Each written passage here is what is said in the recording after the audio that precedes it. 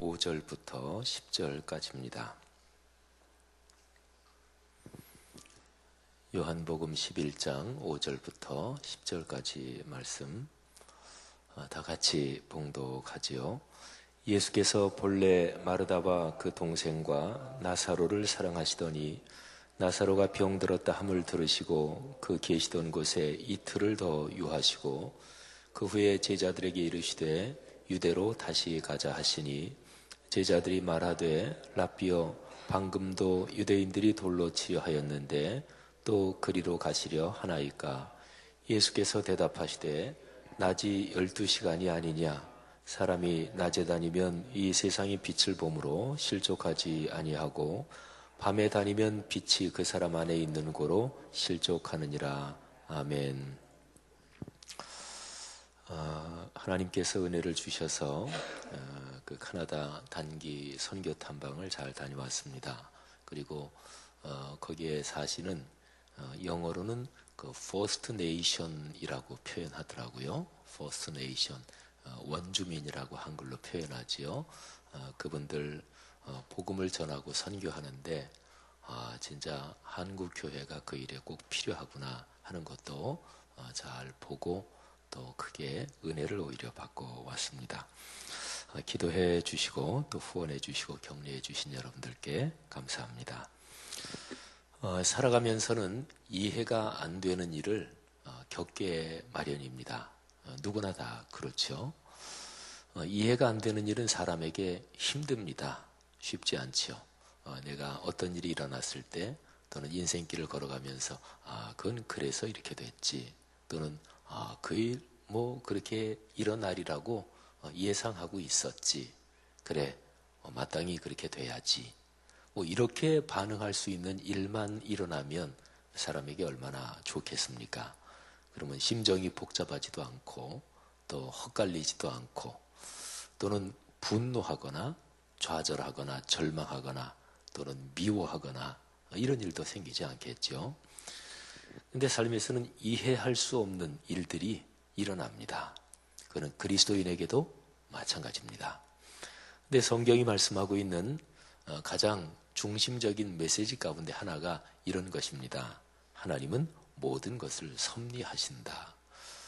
하나님이 어떤 일을 역사하시고 개입하시고 그 일을 끌고 가신다, 이거 하고요, 섭리하신다, 이거는 조금 차이가 있습니다.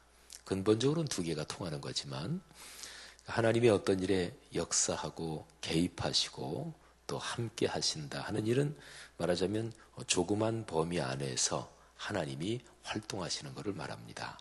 근데 섭리하신다, 그거는 아주 넓은 범위 안에서 하나님께서 활동하시고 또 당신의 뜻을 이루어 가시는 것, 이거를 섭리하신다, 이렇게 말합니다.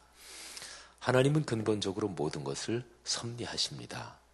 예수 믿는 사람들이 이 사실을 깊이 신뢰하면 신뢰할수록 삶이 평안합니다. 그는 생각해 보면 당연하겠지요, 그죠? 하나님께서 모든 것을 궁극적으로 섭리하신다. 이 사실에 대해서 깊이 신뢰감이 있으면, 그러면 살아가면서 이해할 수 없는 일들이 일어나도 나는 이해가 안 되지만 하나님의 어떤 섭리가 있겠지, 이렇게 생각할 거 아니겠어요, 그죠?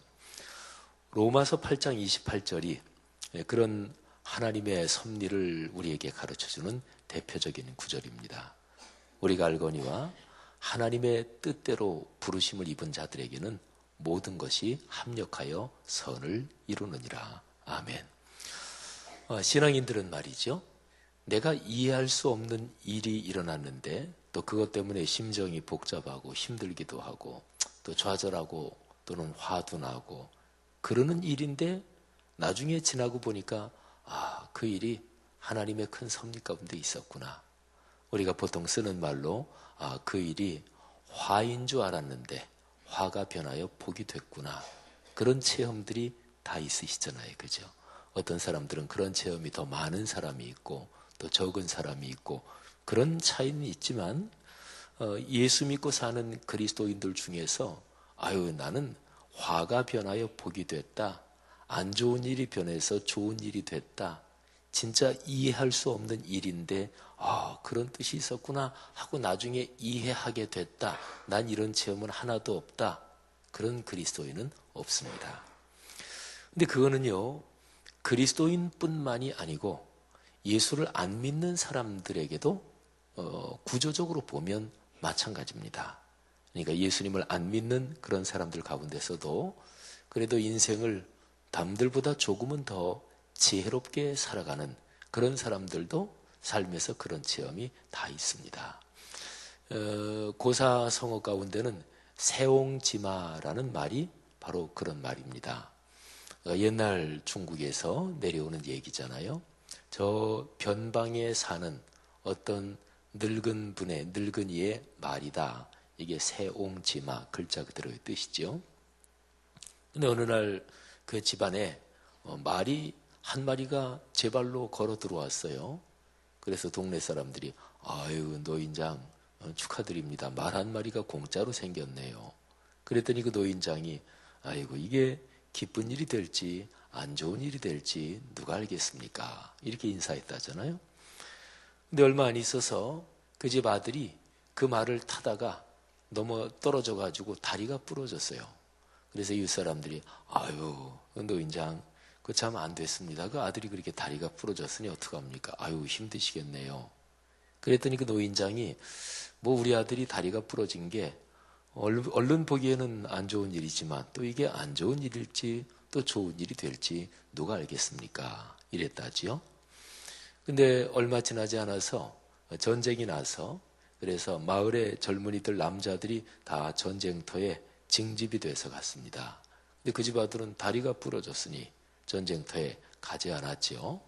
전쟁터에 가서 많은 사람들이 죽고 그러는데 그래서 동네 사람들이 또 아유 아드님이 그 전쟁터에 나가지 않게 됐으니 참 잘 됐습니다. 축하합니다.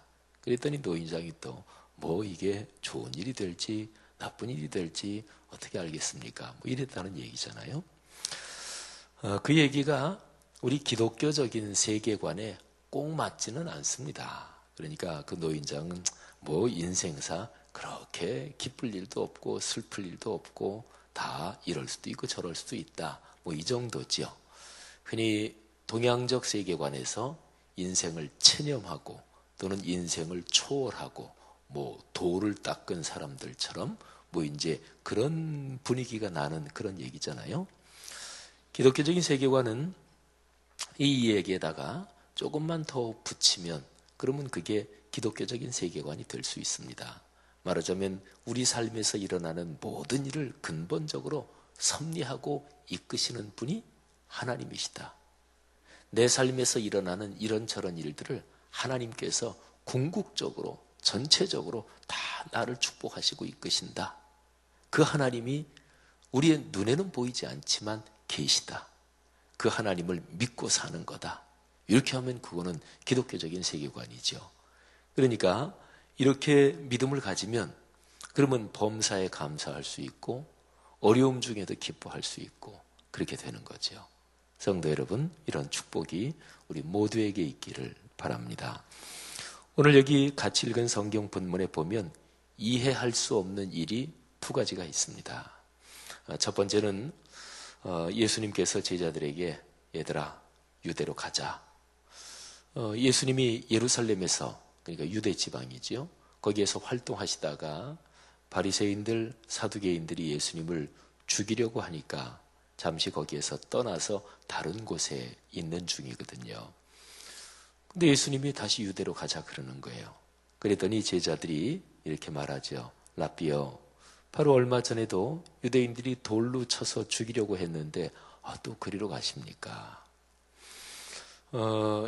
예수님의 행동이 그냥 통상적으로 보통 사람들의 그런 행동으로는 조금 이해할 수 없는 거지요. 위험한데 잘못하면 죽는데 그리로 가니까 이해할 수가 없는 거죠. 그리스도인들 중에서 내게 안 좋다, 위험하다 그러는 거는 절대로 안 한다. 이러면 그리스도인으로 못 살아요. 제가 이번에 카나다 선교 탐방 거기에 가서도 가만히 보면서 토론토가 카나다에서 제일 큰 도시예요. 뭐 토론토에 있으면서도 원주민 선교할 수 있고 또 선교사들 중에서 그러시는 분들도 많이 있고 뭐 토론토야 이런저런 여러 가지 시설 이런 거 다 좋고 애들 교육시키도 좋고 근데 굳이 거기에서 북쪽으로 한 6시간 차로 올라간대. 그리고 원주민들이 사는 그 안에 들어가서 그렇게 산다. 불편하지요. 생활의 여러 가지가. 우리나라로 말하면 옛날 사는 것처럼 그렇게 뭐 사는데도 불편하고 춥기는 뭐 겨울이 6개월이나 된다니까. 겨울에 영하 40도까지도 내려간다니까. 근데 굳이 그렇게 불편하게 살 거 뭐 있나? 그러면 선교 못 하는 거죠. 그죠? 성도들 가운데는 단기 선교를 가는 거를 좀 꼭 그럴 필요 있나 이렇게 생각하시는 분들도 가끔 계시던데 그건 완전히 잘못된 생각이죠. 그래서 제가 그런 얘기 할 때는 가끔 이렇게 얘기하잖아요. 여러분 손주가 미국에서 태어났다. 근데 한번 할아버지 할머니가 보러도 가잖아요. 근데 그럼 뭘 보러 가요? 비행기 값 아깝게 금방 갔다가 금방 올 거 돈 붙여주면 되지. 그러면 그 얘기가 맞아요? 아니잖아요. 자기 손주는 보러 가요. 근데 단기 선교 가는 거는 에이 그거 뭐 가냐 이러잖아요. 저는 우리 교회 성도들이 성도들의 개인 사정에 따라서 한 2년에 한 번 또는 3년에 한 번, 5년에 한 번은 해외 단기 선교를 각자의 경제 사정이나 상황에 따라서 다르겠지만 적어도 한 5년에 한 번 정도는 꼭 해외 단기 선교 다 가셨으면 좋겠어요. 다. 한 5년에 한 번은 갈 수 있잖아요. 그죠? 또 일본이나 동남아 가는 데는 그냥 한 150만 원 정도 비행기 값하고 또 거기에 가서 이렇게 진행될 비용 개인적으로 분담하면 한 150만 원 정도 하면 가니까 그 정도야. 가을에 어디 단풍 관광 가고 구경 갈 때는 그 정도 돈 쓰잖아요. 사랑하신 여러분, 불편하고 내게 통상적으로 생각할 때는 계산기 두드려 보니까 이게 이해가 안 가. 그런데 그렇게 행동하는 거 이게 신앙에는 반드시 필요합니다. 성도 여러분, 거기에 하나님의 일이 이루어지는 거죠. 제가 페이스북을 보면서 지금 저 뒤쪽에 우리 저 진영이 형제는 늘 새벽기도 나오면 저 뒤쪽에 저렇게 책상에다 앉아 있는데 아주 귀한 젊은입니다. 우리 진영이 형제가 일본 선교 올해가 7년째인가 그러는데 한 해도 빼지 않고 매번 가면서 거기에서 참 열심히 사역을 하고 우리 젊은이들 중에 그런 사람 많죠. 생각해 보세요. 젊은이들이 놀러 가고 싶지. 젊은이들 일본 선교 가면 무지무지하게 빡세게 일정이 있습니다. 굉장히 빡셉니다. 근데 젊은이들이 놀러 가는 게 재밌지. 근데 일본 선교 가잖아요. 다 자기들 아르바이트해서 벌어가지고 자기들 돈 내서. 사랑하신 여러분, 예수님께서 유대인들이 죽이려고 하는데 거기를 또 가십니다. 신앙은 하나님의 거룩한 영광을 위해서 내 자신을 헌신하고 드리는 이게 없으면 신앙은 절대로 성숙하지 않습니다. 그리고 신앙생활에서 오는 기쁨을 절대로 맛보지 못합니다. 여러분 일반 생활에서도 내가 대가 없이 남을 위해서 어려운 사람을 위해서 조금 불편함을 감수한다. 그럴 때 사람은 순수한 기쁨을 느끼는 거예요. 그잖아요.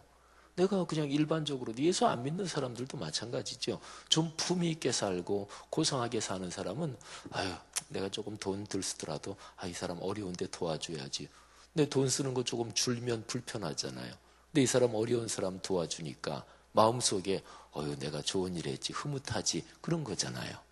일반 사람도 그런데 예수 믿는 사람이 하나님의 영광을 위해서 자기가 조금 불편하게 되고 이 비밀을 깨닫지 못하면 신앙은 절대로 성장 안 돼요. 그거는 몇십 년 신앙생활에도 마찬가지입니다. 신앙생활은 연조가 신앙을 성숙하게 하는 게 아닙니다. 자, 그 다음에 여기 이해할 수 없는 또 한 가지가 있습니다. 예수님께서 나사로가 병들었다 이 소식을 들으셨거든요. 사람이 와서 전했겠죠. 근데 그 소식을 들으시고 당신이 계시던 곳에 이틀을 더 계십니다. 그리고 이틀 후에 출발하십니다. 요한복음 11장에 여러 가지 상황을 가만히 볼 때 나사로가 뭐 간단하게 감기 걸렸다든지 뭐 잠깐 다리가 어떻게 넘어져서 부러졌다든지 이 정도가 아니었습니다. 나사로는 뭐 생명이 목숨이 위태로울 정도의 심각한 병에 걸렸습니다. 그렇다면 예수님이 안 가실 거면 모르지만 기왕 가실 거면 빨리 가시는 게 좋잖아요. 근데 이제 쭉 보면은 예수님이 늦게 가시는 통에 나사로가 세상을 떠나죠. 예수님이 이틀을 더 계시지 않고 바로 가셨다면 조금 덜 했을지도 모르겠는데 어쨌든 나사로는 그 어간에 이제 세상을 떠나게 되죠. 여러분, 왜 예수님이 이틀을 더 거기 계셨을까요? 이거는 이제 전반적인 문맥을 보면 그렇습니다. 나사로가 세상을 떠났습니다. 죽었습니다. 근데 하나님의 능력이 역사하셔서 나사로가 다시 살아나게 됐죠. 그러니까 어떤 일에서 진짜로 주님의 영광, 하나님의 영광만이 드러날 수 있도록 그걸 위해서 주님은 이틀을 더 계신 거죠. 그리스도인이 어떤 일을 하든지 뭘 하며 살든지 하나님께 영광을 돌리는 것이 중요합니다. 사람에게는 본능 중에서 뭐 식욕, 수면욕, 성욕 이것 다 사람이 가진 가장 기본적인 본능들인데 그런 본능들 중에서 인정받고 싶어하는 본능이 또 있습니다. 사람은 남에게 인정받는 것을 좋아합니다. 그래서 남을 칭찬해주고 격려해주고 지지해주고 또 힘을 북돋아주고 등 두드려주고 이건 참 좋은 것입니다. 반대로 나쁜 건 어떤 걸까요? 뭐가 나쁠까? 이게 제가 지금 말씀드린 거하고 반대되는 거는 남을 험담하고 헐뜯고 끌어내리고 없는 말 퍼뜨리고 이게 이제 품위가 없는 말하자면 비루한 그런 인생관이죠. 근데 사람이 남에게 인정받고 싶어하는 이 욕구 이것 때문에 또 문제가 발생하기도 해요. 사람마다 다 가지고 있는 본능 때문에 사실은 문제가 발생하는 거잖아요. 남에게 인정받고 싶어하는 욕구.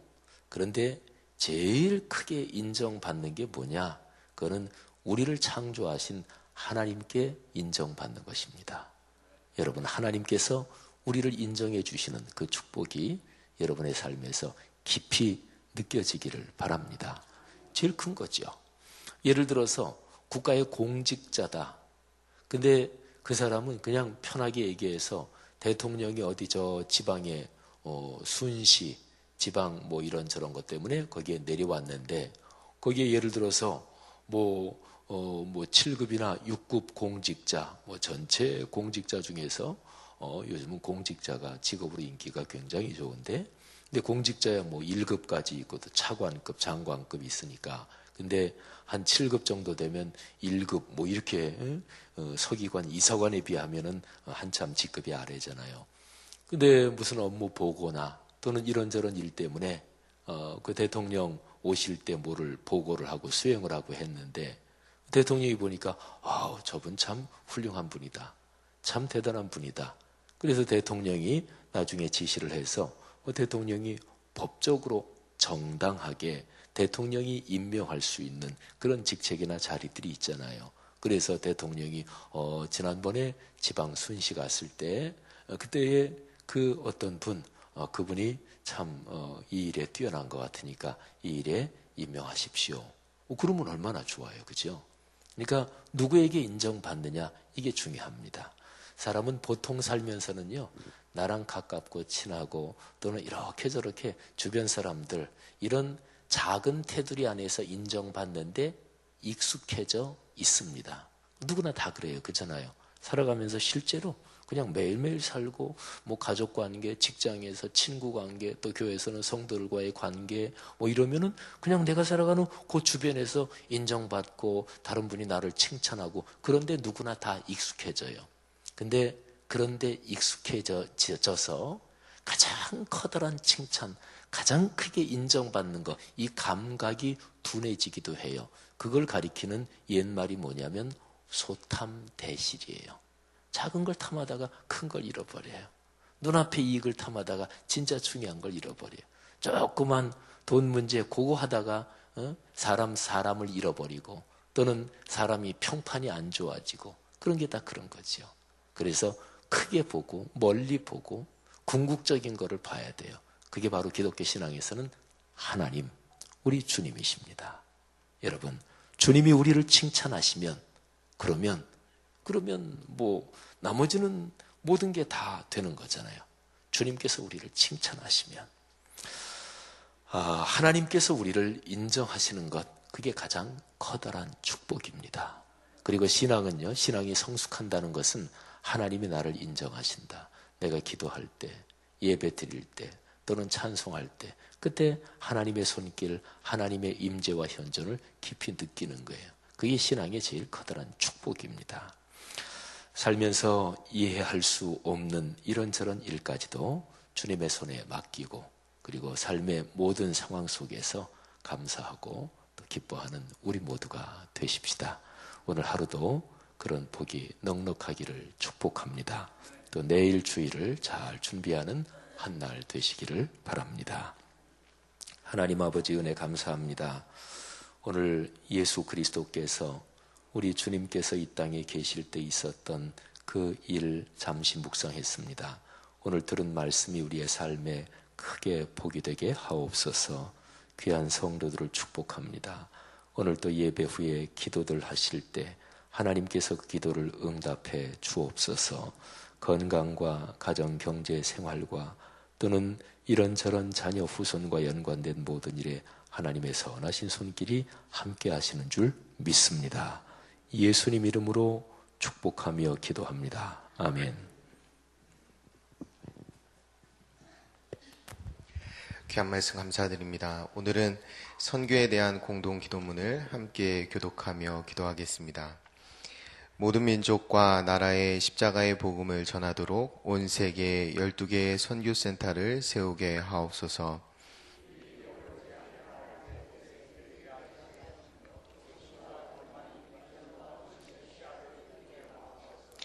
성경에 기록된 약속대로 주님께서 다시 오실 때까지 이 아름다운 발걸음이 강물처럼 들불처럼 이어지게 하시고 주님 뜻이면 어디든 순종하며 나가는 선교 공동체이게 하옵소서. 한 사람을 사랑하고 찾으시는 하늘아버지의 마음이게 하옵소서. 아멘. 함께 주기도문 하시겠습니다. 하늘에 계신 우리 아버지, 아버지의 이름을 거룩하게 하시며 아버지의 나라가 오게 하시며 아버지의 뜻이 하늘에서와 같이 땅에서도 이루어지게 하소서. 오늘 우리에게 일용할 양식을 주시고 우리가 우리에게 잘못한 사람을 용서하여 준 것 같이 우리 죄를 용서하여 주시고 우리를 시험에 빠지지 않게 하시고 악에서 구하소서. 나라와 권능과 영광이 영원히 아버지의 것입니다. 아멘. 이 시간 다음과 같은 기도의 제목으로 함께 기도드리겠습니다. 지금 들은 말씀이 내 삶으로 이어지게 하옵소서. 주일에 등록한 19분의 새가족들에게 평안을 주시고 잘 정착하게 하옵소서. 우리 교회가 성경 2000통도 꿈송암송 말씀 묵상의 힘으로 거룩한 삶의 변화를 이루게 하옵소서. 주일을 준비하는 목회자와 사역자들에게 성령님의 기름 부으심이 있게 하옵소서. 모든 성도들이 은혜를 사모하는 마음으로 내일 있을 성만찬 예배를 잘 준비하게 하옵소서. 김근주 주미란 선교사가 사역하고 있는 사과목 보호구역을 비롯한 인근의 9개 원주민 지역의 8천여 원주민들이 복음을 듣고 구원받게 하옵소서. 우리 공동의 기도문과 기도 제목으로 각각 기도하시고 여러분 각자의 기도의 제목에 따라 기도하시다가 삶의 자리로 나아가시겠습니다. 기도합니다. 성주신 아버지 하나님 감사합니다. 이 아침에 하나님의 귀한 말씀 우리에게 들려주셔서 하나님 저희가 하나님의 섭리하시고 하나님의 이루심을 따라 우리 땅 가운데 살아갈 수 있게 도와주시고 감사합니다. 아버지 하나님 주께서 주시는 하신 그 마음과 생각을 생각 기도의 마음으로 살아갈 수 있는 저희에게 도와주시고